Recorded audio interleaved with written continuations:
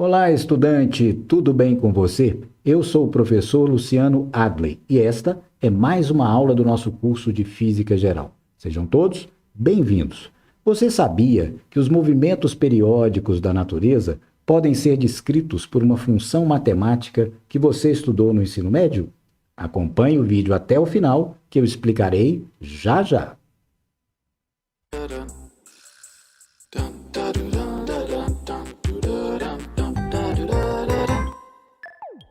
De volta com você, estudante, e na aula de hoje o nosso assunto será o movimento periódico.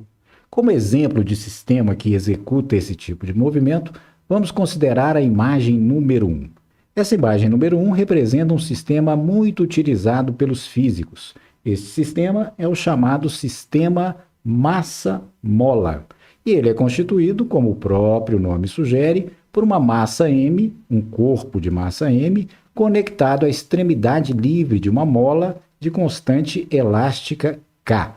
Nesse sistema, quando a mola está no seu comprimento natural, ou seja, não está esticada nem contraída, dizemos que o sistema se encontra na posição de equilíbrio, ou seja, a posição que tomaremos por x igual a zero. Notando que x é a posição do centro de massa desse corpo.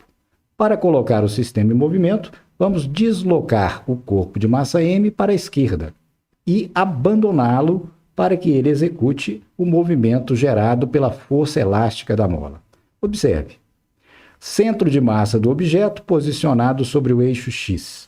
Abandonando-se o objeto, tempo zero, ele vai se movimentar fazendo o chamado movimento oscilatório, um movimento de vai e vem em torno da posição de equilíbrio.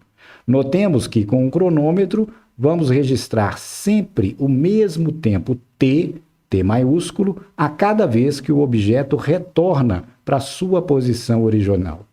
Esse tempo é chamado de período do movimento. E assim, podemos definir o período t do movimento oscilatório como sendo o tempo de uma oscilação, ou seja, o tempo para que o objeto e o seu centro de massa, consequentemente, se desloquem de um extremo ao outro da trajetória, retornando à posição inicial. Vamos agora, estudante, utilizar o período para encontrarmos a equação horária desse movimento. Primeiramente, vamos estabelecer as suas condições iniciais. Inicialmente, o centro de massa do objeto está posicionado em x igual a menos a. A partir dessa posição, ele vai se deslocar até o extremo oposto da trajetória, que designaremos por x igual a mais a.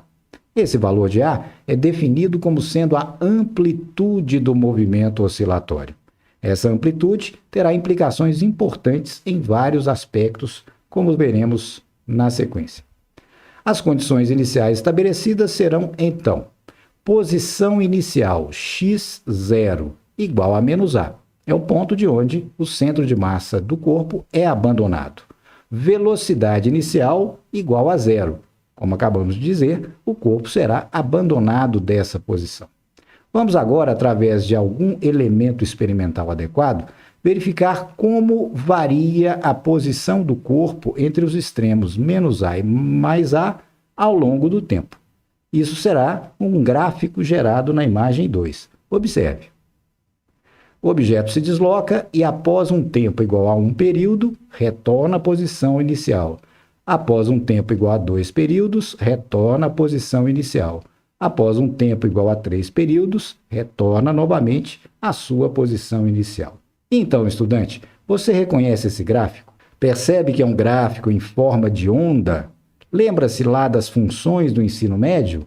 Quais delas seriam representadas por gráficos desse tipo? Lembrou-se? Exatamente, são as funções seno e cosseno.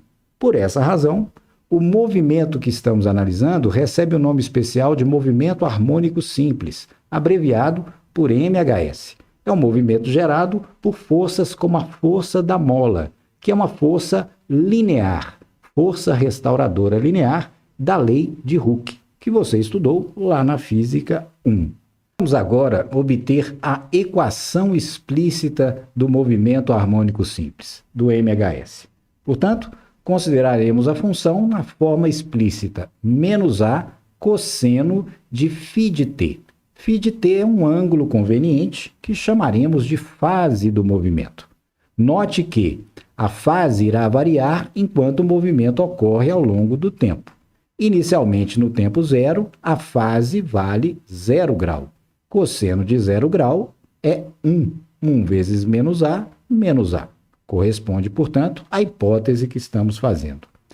Prosseguindo, para tempo igual a 1/4 de período, o φ vale, a fase terá valor de 90 graus. Cosseno de 90, 0. 0 vezes menos a dá x igual a 0. Para t igual a metade do período, teremos φ igual a 180 graus. Cosseno de 180 é menos 1 vezes menos a dá exatamente x igual a mais a. Na sequência, para t igual a 3/4 do período, ou seja, para φ igual a 270 graus, teremos cosseno de 270 igual a 0, vezes menos a, x igual a 0. E, finalmente, para t igual a 1 período, teremos o ângulo de fase φ igual a 360 graus, ou 2π radianos. Percebeu, estudante? Portanto, essa relação x igual a menos a cosseno de φ, de t, cosseno da fase, traduz fisicamente o comportamento do sistema. Agora, precisamos explicitar φ em função do tempo. E, nesse caso, podemos fazer a seguinte proporção. Observe. T, tempo, está para o período, assim como φ está para 2π. Ou seja, quando o tempo varia de 0 ao período, o ângulo de fase φ varia de 0 a 360 graus, ou 2π radianos. Resolvendo a proporção, multiplicando extremos e meios, teremos φ vezes período igual a 2π vezes tempo. Explicitando o ângulo φ de fase, teremos φ igual a 2π sobre período vezes o tempo. Substituindo na nossa equação horária, teremos então x igual a menos a cosseno de φ, cosseno da fase, que mostramos ser 2π sobre o período vezes o tempo. Agora, estudante, precisamos eliminar esse sinal negativo. E vamos fazer isso com uma identidade trigonométrica, daquelas que você estudou também lá no ensino médio. Lembra-se? O cosseno do suplemento de um ângulo é igual a menos cosseno desse ângulo.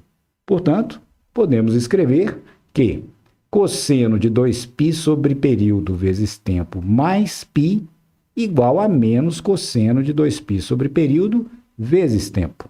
Para exemplificar, suponha que esse termo é 60 graus. Aqui, 180 graus. Π radianos, 180 graus. 60 graus mais 180, 240. Cosseno de 240, na sua calculadora, vale menos meio. E o cosseno de 60 é meio. Portanto, essa identidade é plenamente satisfeita. Nesse contexto, esse fator π que estamos acrescentando à fase é chamada de constante de fase.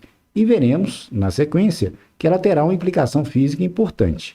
Mas saiba, desde já, ela depende das condições iniciais do movimento. Lembra-se? Para as condições que estabelecemos, posição inicial igual a menos a e velocidade inicial nula, sempre a constante de fase terá valor igual a π. E desse modo, teremos finalmente a nossa equação horária do movimento harmônico simples para as condições que acabamos de citar. X igual a cosseno de 2π sobre período vezes tempo, mais a constante de fase π. Muito bem, estudante. Então, gostou do vídeo? Se sim, deixe o seu like, compartilhe, poste um comentário e, se não é inscrito, inscreva-se no canal. Então, até a próxima aula e bons estudos!